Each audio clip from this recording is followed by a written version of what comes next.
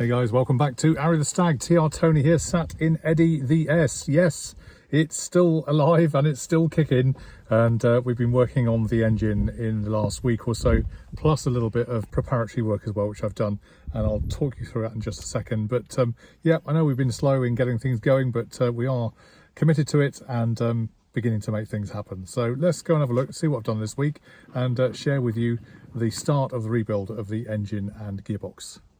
Alright, so I know it's been a little while since Eddie the S has seen YouTube channel, but Eddie the S is here still in our back garden, and during the winter time I've had the engine back and gearbox back, as you know, and I'm planning to put that in very soon. The issue has been with the engine bay that as you can see here, there's an amount of Z-Bart black tar stuff that's been used when the car was manufactured. Now I assumed that had been done afterwards and that someone just painted it up and left it like that, but in fact, as I understand it now, this was part of the process of putting the car together. That Z-Bart actually as a treatment, this kind of black underseal sticky stuff, was used throughout many cars in the Triumph range, literally just to make the engine bay look kind of presentable. Our issue has been, obviously over time, petrol, oil and all the rest of it has worn that off. I also cleaned it at the end of last year too, to try and see if it would tidy up, and there are some who I know have actually stripped the Z-Bart off. I'm of the view, rightly or wrongly, that actually I should preserve how it came out of the factory, and so I'm just going to try a little bit of underseal top up just to make it look neat and tidy.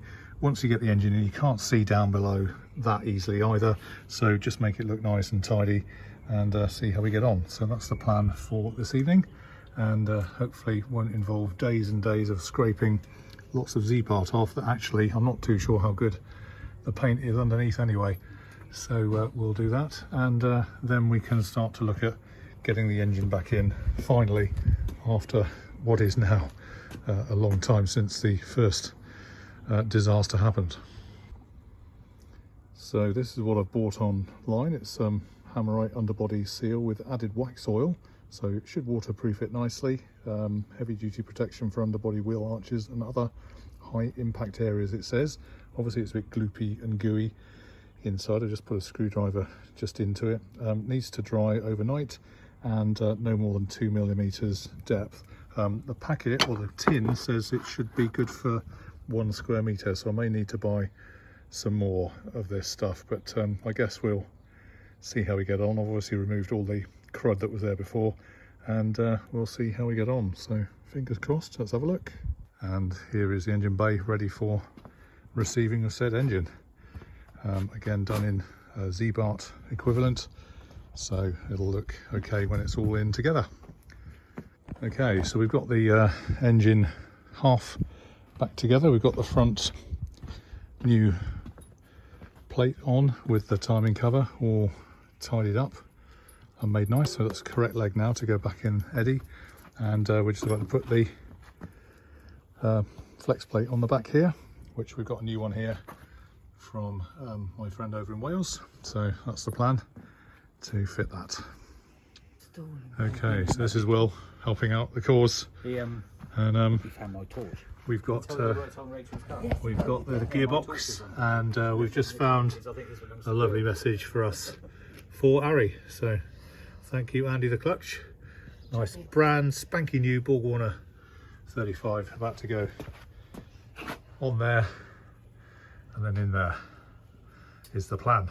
Right, well, we have had a lot of success today. We've got a lot done. As you can see, the gearbox is now mounted onto the engine. We've still got a few more bolts to put in, but we've managed to nip it up in situ. The real pig of a job this afternoon was trying to get the torque converter bolts bolted onto the flex plate at the back of the engine. It's a real pain.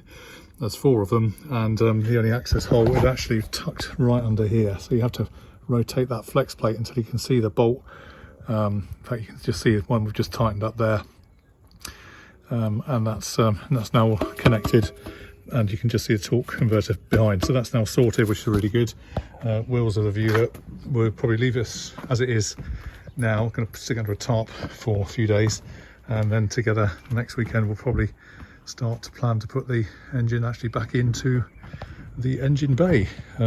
Nice and safe, looking good. It's gone a lot better than I thought it was going to be. The front of the engine's all nice and sorted. That metal plate is on. I've just got to put that leg on this side so it mounts into the engine bay down here. These are the mounts here, obviously, so that's where it's going to go to land, and the art form will be to get it under the car and to connect it up to the prop shaft at the back. You can just see it dangling there, so that, we're going to save that for another day. We've also decided not to put any of the ancillaries on for weight, so the head, for example, is still in the garage. We'll put that on once we've got the engine in. I'll probably leave the oil filter on, even though it's only loosely done up. That needs tightening, and various other ancillaries. We will get to things like starter motors and stuff, and all the rest of it we'll bolt in once we've got the engine in. Seems to make a lot of sense, but I'm pleased overall that we have a result, and now it's the end of the day, and looks like we're making some progress finally. So just hope the weather holds for next week. I've got various boxes of bits here to go in the car. As you can see, the Dizzy, the there's the alternator there, fuel pump, which we've done a video on before, and I've got a box of handy bits and pieces from before that came back from the engine rebuilders. So I've got various odds and sods, push rods, got some fresh push rods in there ready to go with the carbs, which according to Will can be a bit tricky to set up. Didn't need to take them off, but we did. There's the old flex plate with the bend in it. That's why I had to get a new one from Lloyd Reed over in South Wales Triumphs. Highly recommended. He's extremely good bloke to know. And that's his flex plate fixed now in the car. So there we go. Gonna pack it all up now, make it look tight, tidy, and back to it next week when hopefully we'll get it in the car, started to be bolted together, and then the big day will come when we try and start the thing and hope we've done everything right. Happy days. Meanwhile, Downpipe Duke's having a bit of a drink. There we go. All right, guys, so steady progress, big weekend. Hopefully next weekend, subject to weather, we'll start to put the engine back in and then reconnect all the ancillaries thereupon after to give it the big try, see if it starts and then moves, which would be really great to get it back on the road again. No promises, but we'll see how we go. But I'll of course bring you up to date with the latest news. Now, if you loved this video, please click on this link and watch my next film and see more exciting things from Eddie the S.